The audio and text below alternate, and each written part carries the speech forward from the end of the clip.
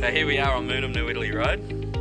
We're here doing a 4-cell pipe crossing replacement.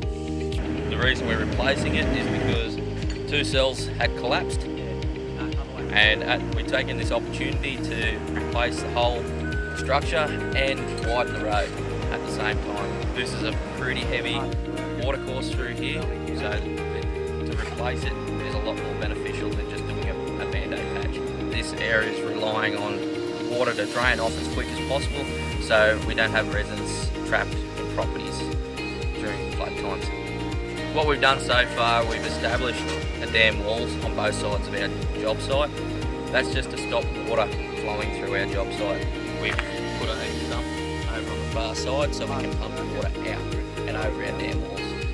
And that's allowing us to have a dry workspace and put a 5 MPa base in. From that, we've put a bedding layer in, and we're about to put the structural back together. So now we're pretty much at the easy end of the part of the job. All we've got to do is get our head walls in onto our bedding layer. We'll put all our pipes into that head wall. Then the last thing we do is put the other head wall against those pipes. Then, most importantly, we've got to get compaction around those pipes. And then we can bring our road base back up and build our road back up to height, compacting all the way up. Most important is